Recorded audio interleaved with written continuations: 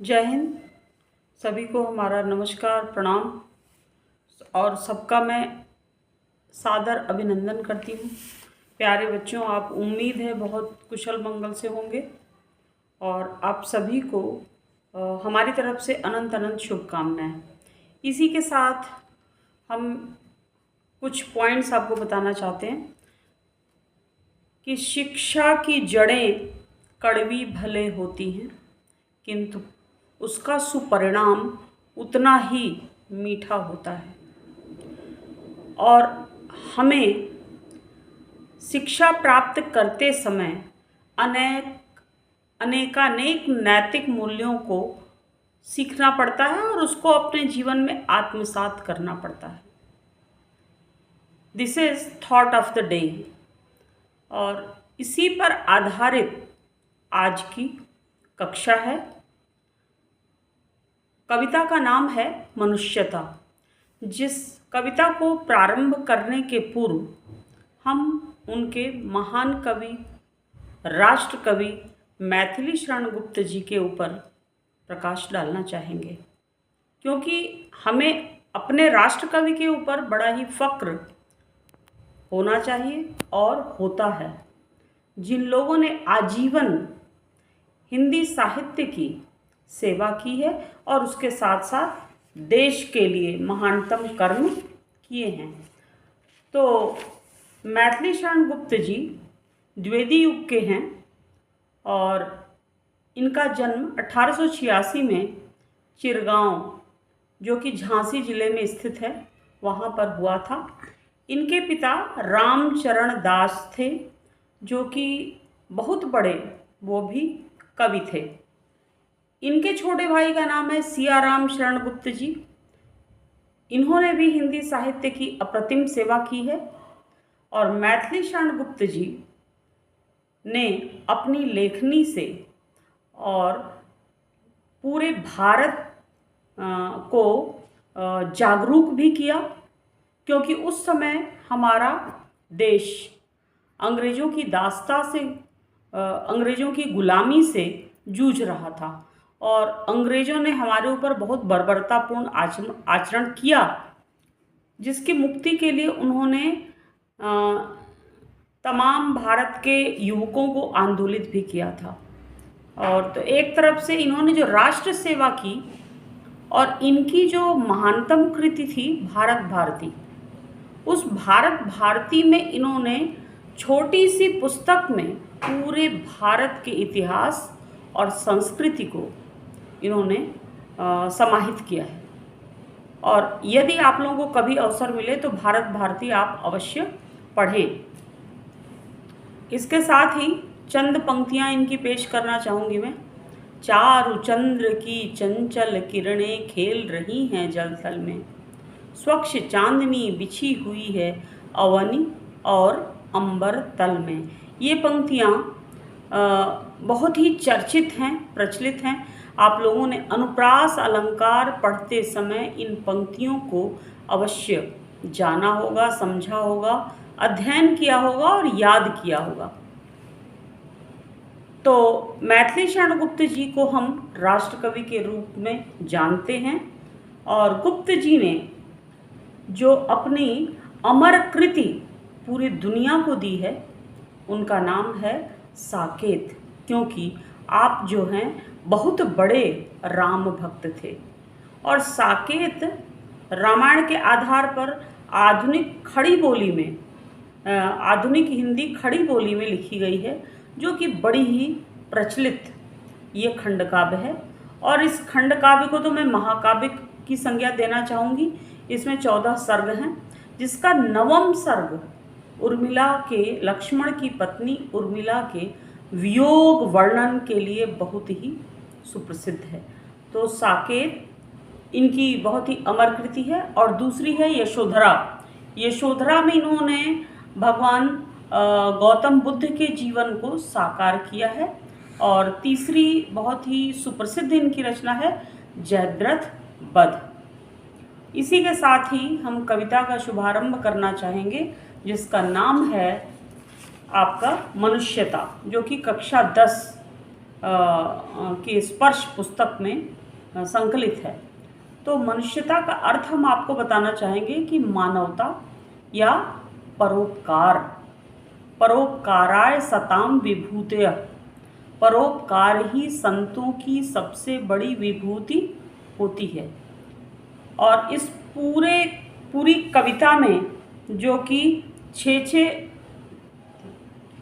पंक्ति की छः पंक्ति का पद्यांश है, और इस हर एक पद्यांश में आपके भारत के अनेक गौरवान्वित होने वाले ऐतिहासिक महापुरुषों का और तमाम नैतिक मूल्यों को कविश्रेष्ठ ने प्रकाशित किया है। तो कविता कुछ इस प्रकार है। विचार लो कि मर्त्य हो न मृत्यु से डरो कभी, मरो परंतु यो मरो की याद जो करें सभी, हुई न यूं सुमृत्यु तो वृथा मरे वृथा जिए, मरा नहीं वही कि जो जिया न आपके लिए, वही पशु प्रवृत्ति है कि आप ही चरे, वही मनुष्य है कि जो मनुष्य के लिए मरे। इन पंक्तियों के माध्यम से मैथिली शरण गुप्त जी, हमारे राष्ट्र कवि जी ने हमको यह बताने की कोशिश की है कि सभी जीवधारियों को और सभी मनुष्यों को यह अवश्य विचार करना चाहिए कि हम मरण धर्मा हैं, मरणशील हैं, हम मृत्यु लोक में आए हैं। इस धरती को मृत्यु लोक भी कहा जाता है कि जिसने जन्म लिया है वह मृत्यु को अवश्य प्राप्त करेगा। यहाँ पर शाश्वत रूप में कोई जीने के लिए आया नहीं है। तो हमको भगवान ने जो चंद सांसें दी हैं, उन सांसों की गिनती भगवान के पास होती है। तो इन गिनती वाली सांसों, यानी कि जब तक हमारी सांसें चल रही हैं तब तक समय हमारी मुट्ठी में है, और समय के साथ जितना हो सके उतना परोपकारी कर्म करना चाहिए, और मृत्यु से कभी भयभीत नहीं होना चाहिए। कहने का तात्पर्य यह है कि परोपकारी कर्मों को करते हुए यदि मृत्यु को प्राप्त भी हो जाए हम, तो मृत्यु से कभी भयभीत होने की आवश्यकता नहीं है। आगे वो कहते हैं कि जो व्यक्ति दयालु नहीं है, जो व्यक्ति परोपकारी कर्म में लिप्त नहीं है, ऐसे व्यक्तियों को मर जाने पर कोई भी याद नहीं करता। यानी कि जितना हम इस देश की सेवा करें और जितना हम मनुष्यों की सेवा करें, सभी जीवधारियों के जीवन की रक्षा के लिए हम अपना कर्म करें, और यदि मृत्यु को प्राप्त करते हैं तो लोग जन्म जन्मांतर तक हमको याद करेंगे, मरने के बाद भी हम अजर अमर हो जाएंगे।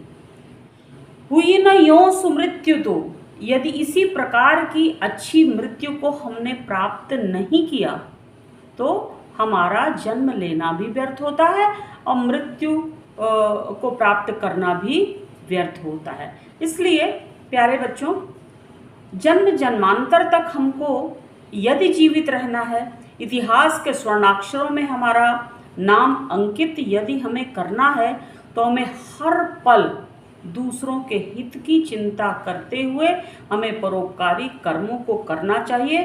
तभी हमारी शव यात्रा में लोग यह कह सकते हैं कि जब तक सूरज चांद रहेगा तब तक अमुक व्यक्ति का नाम रहेगा। और जो व्यक्ति इस प्रकार की मृत्यु को प्राप्त नहीं किया और केवल दूसरों के लिए ही अपना जीवन जिया, जो व्यक्ति इस प्रकार की मृत्यु को प्राप्त नहीं किया, अपने लिए ही केवल जीवन व्यतीत किया, ऐसे व्यक्तियों को एक छोटे से शब्द में क्या कहा जाता है कि ऐसे लोग बहुत ही स्वार्थी होते हैं। इनके अंदर निजता का भाव ज़्यादा होता है, वो केवल और केवल आत्म केंद्रित होते हैं। ये दूसरे शब्दों में मैं कह सकती हूँ कि वो उनका विचार विस्तार नहीं होता, वो कुएं के मेढक की भांति होते हैं। और ऐसी प्रवृत्ति वालों को पशु प्रवृत्ति कहकर कविश्रेष्ठ ने संबोधित किया है। पशु प्रवृत्ति क्या है? प्रवृत्ति का अर्थ होता है स्वभाव।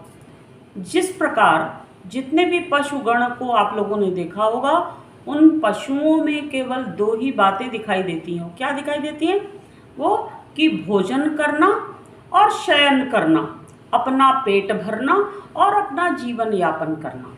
यही पशु प्रवृत्ति होती है कि केवल अपने लिए ही, अपनी क्षुधा की पूर्ति के लिए ही जीवन यापन करना और केवल अपने लिए ही पूरा जीवन व्यतीत कर देना। ऐसे व्यक्तियों को कभी कोई याद नहीं करता और न ही तो मनुष्यता की रक्षा हो सकती है। वही मनुष्य है कि जो मनुष्य के लिए मरे, जो तमाम जीवधारियों के लिए, तमाम लोगों के लिए अपना जीवन पूरा कुर्बान कर देते हैं। ऐसे लोगों को हम हमेशा याद रखते हैं, वो हमारी स्मृतियों में सदा जीवित रहते हैं। मर कर भी ऐसे लोग अमर हो जाते हैं। तो प्रस्तुत पद्यांश की विशेष बातें यह हैं कि हमें कभी मृत्यु से डरना नहीं है और सदैव परोपकारी कर्म करना है। और इसमें खड़ी बोली यानी कि हिंदी की विशुद्ध खड़ी बोली को इसमें दर्शाया गया है। अब हम लिए चलते हैं आपको दूसरे पद्यांश की ओर। दूसरे पद्यांश की पंक्तियां कुछ इस प्रकार हैं। उसी उदार की कथा सरस्वती बखानती, उसी उदार से धरा कृतार्थ